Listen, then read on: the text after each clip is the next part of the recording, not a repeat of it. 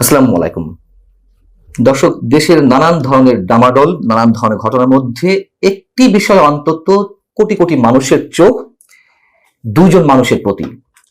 একজন আমাদের রাষ্ট্রপতি মোহাম্মদ শাহাবুদ্দিন চুপ্পু, আর একজন সেনাপ্রধান জেনারেল ওয়াকারুজ্জামান। মানুষের মনে নানান ধরনের গুঞ্জন, মুখে মুখে নানান ধরনের গুজব, নানান ধরনের প্রশ্ন, ফিসফিসানি। রাষ্ট্রপতি মোহাম্মদ শাহাবুদ্দিনের কি হতে যাচ্ছে, সেনাপ্রধান জেনারেল ওয়াকারুজ্জামান কি করতে যাচ্ছেন, অথবা তার ভাগ্যে কি ঘটতে যাচ্ছে। এবং সাম্প্রতিক সময় অর্থাৎ গত 3 দিন ধরে এই গুঞ্জনটি প্রকট আকারে ধারণ করেছে, যখন আওয়ামী লীগকে নিষিদ্ধ করা হলো। আওয়ামী লীগকে নিষিদ্ধ করার বিষয়ে সরকার এখনই এরকম একটি সিদ্ধান্ত নিবে, মানুষের ধারণার বাইরে ছিল। যখন এই ঘটনাটা ঘটলো তারপর থেকেই এই দুই ব্যক্তি সম্পর্কে নানান ধরনের গুঞ্জন। তো 3 দিন আগে সেনাপ্রধান জেনারেল ওয়াকারুজ্জামান বঙ্গভবনে গিয়েছিলেন, এটা সত্য কথা। এটিকে কেন্দ্র করে একটি পক্ষ বলার চেষ্টা করছেন তিনি সামরিক কূ ঘটানোর জন্য সেনা সমাবেশ ঘটিয়েছিলেন বঙ্গভবনে। কারা এই বিষয়টি বলছেন? যারা সেনাপ্রধানকে যে কোনো হোক চাকরিচ্যুত করাতে চান।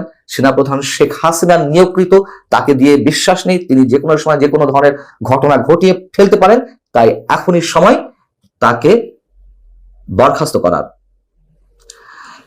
তারা বলছেন যে জেনারেল ওয়াকার সামরিক কূ ঘটানোর জন্য এই কাজটি করেছেন। তবে সেনাবাহিনীর জুনিয়র কর্মকর্তাদের প্রবল আপত্তির মুখে তিনি সেই সিদ্ধান্ত থেকে সরে আসেন। আরেকটি পক্ষে বলছেন যে তাকে বরখাস্ত করার যাবতীয় কর্মকাণ্ড হাতে নেওয়া হয়েছিল, সেভাবে সরকারের প্রস্তুতি ছিল। প্রস্তুতির অংশ হিসেবে প্রধান উপদেষ্টা কার্যালয় থেকে একটি চিঠি নাকি রাষ্ট্রপতি দপ্তরে গেছে, যেটা সেনাপ্রধানকে চাকরিচ্যুত করার জন্য, এবং সেখানে রাষ্ট্রপতি যাতে স্বাক্ষর করা হয়। এই কথা শুনে, এটি পুরনো কথা, তারপরেও আমি একটু মেলানোর জন্য তাদের সামনে তুলে ধরছি বিষয়টা আসলে কি। তো এই বিষয়টি যখন সেনাপ্রধান জানতে পারলেন, তার পক্ষ হয়ে বিমান বাহিনী প্রধান এবং নৌবাহিনী প্রধান সহ 10th ডিভিশনের জিওসি সহ আরো কয়েকজন উচ্চপদস্থ সামরিক কর্মকর্তা এটি ঠেকানোর জন্য বঙ্গভবনে যান, এবং একটা সময় সেনাপ্রধান নিজেই তাদের সঙ্গে যুক্ত হন। তারা সেখানে উপস্থিত হয়ে রাষ্ট্রপতিকে কনভিন্স করেছেন যাতে ওই চিঠিতে স্বাক্ষর করা না হয়, এবং তারা সেটি সফল হয়েছেন। অর্থাৎ এই দুই ঘটনার যেটিই হোক, কিছু একটা ঘটেছে, এটা নিশ্চিত।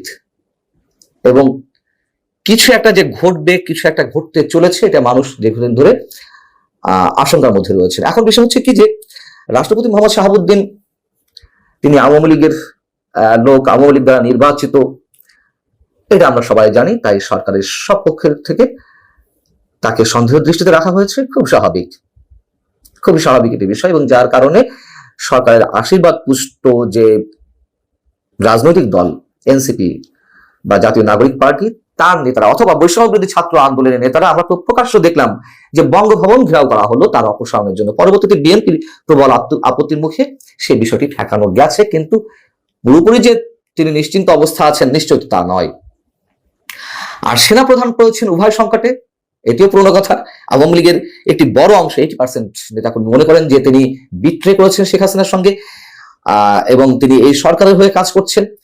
অর্থাৎ আওয়ামী লীগের একটি বড় অংশের চোখে যেমন তিনি চক্ষুশূল, ঠিক একইভাবে আবার সরকারের মধ্যকার একটি প্রভাবশালী বড় অংশের সন্দেহের মধ্যে সেনাপ্রধান যে কোনো কিছু ঘটিয়ে ফেলতে পারেন যে কোনো সময়। সামরিক কূ করে তিনি বর্তমান সরকারে বিদায় দিতে পারেন বা নিজের হাতে ক্ষমতা নিয়ে নিতে পারেন।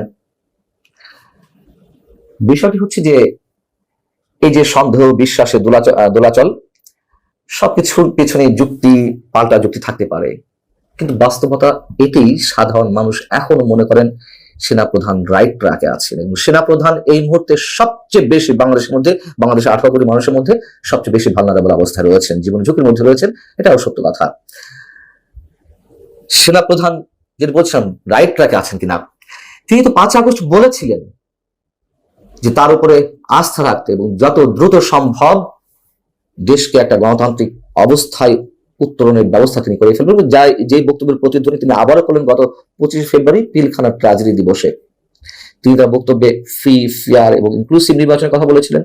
সেই জায়গা থেকে জাতীয় নাগরিক পার্টির নেতাদের, তখনও তো এই পার্টি আত্মপ্রকাশ করেনি, অর্থাৎ বৈষম্য বিরোধী ছাত্র আন্দোলন সমন্বয়কদের তুমুল সন্দেহ ছিল এবং সন্দেহ প্রকট আকার ধারণ করলো যে আওয়ামী লীগকে তিনি ইনক্লুসিভ নির্বাচন বলতে আওয়ামী লীগের অংশগ্রহণের কথা বোঝাতে চাইছেন। এরপরে তো আরো অনেক কাহিনী ঘটেছে। সেনাপ্রধান আওয়ামী লীগকে চান কি না চান, সেনাপ্রধান নির্বাচন চান কি না চান, তার একটি কথা তো গুরুত্বপূর্ণ ওই দিন ছিল, যার কারণে আমার এই কন্টেন্টটি করা। সেটি হচ্ছে, আপনারা সবাই কাদা ছুড়াছুড়ি করবেন না। এইভাবে একে অন্যের প্রতি কাদা ছুড়াছুড়ি করলে দেশের স্বাধীনতার সার্বভৌমত্ব হুমকির মুখে পড়বে। আমাকে তখন দোষারোপ করতে পারবেন না। প্রত্যেকের জায়গা থেকে একটু চিন্তা করুন। তিনি যতই বিতর্কিত হন অথবা বিতর্কের বাইরে থাকুন, এই কথাটি কি আমরা কেউ অস্বীকার করতে পারবো?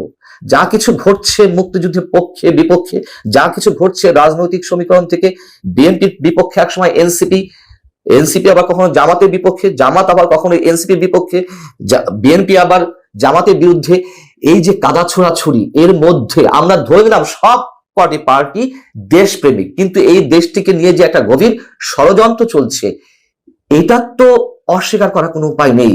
গভীর এক ষড়যন্ত্র জাতীয় এবং আন্তর্জাতিক পর্যায় থেকে।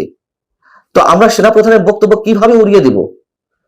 আমি সেনাপ্রধানের বিপক্ষে অবস্থান নিলেও তার এই বক্তব্যগুলোকে আমি কিভাবে অ্যাভয়েড করব? এগুলো তো দৃশ্যমান।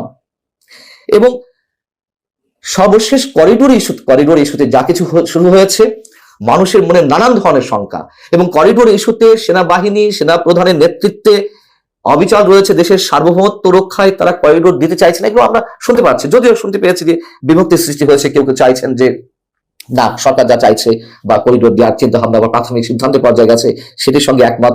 কিন্তু পরবর্তীতে শুনলাম যে না, সবাই সেনা সদস্যরা সবাই সেনা প্রধানের নেতৃত্বে অবিচল যে দেশের সার্বভৌমত্ব রক্ষায় যতই ঝুঁকি আসুক না কেন তারা সেটির পক্ষে থাকবে। এবং সর্বশেষ যেটি জানা গেল, আমি নিশ্চিত নই যে যুক্তরাষ্ট্র যেহেতু করিডোরটি চাইছে, যুক্তরাষ্ট্র তার যে সফরটি ছিল মার্কিন যুক্তরাষ্ট্রে সেটি ক্যান্সেল করা হয়েছে, অর্থাৎ যুক্তরাষ্ট্র তার বিরুদ্ধে অবস্থান নিচ্ছে বা নিয়েছে। খুব স্বাভাবিকভাবেই এখন মানুষের মনে দুজন মানুষকে নিয়ে নানান ধরনের ফিসফেশনি মুখে মুখে। কি হতে চলেছে, আসলে কি হতে চলেছে আমরা এখনো নিশ্চিত নই। নানান জায়গা থেকে, নানান কর্নার থেকে নানান ধরনের কথাবার্তা শোনা যাচ্ছে, নানান ইঙ্গিত পাওয়া যাচ্ছে। আমি আসলে সবটা কোনো রেফারেন্স ছাড়া এই মুহূর্তে আর কোনো মন্তব্য করতে চাই না। আল্লাহ হাফিজ, ভালো থাকুন সবাই।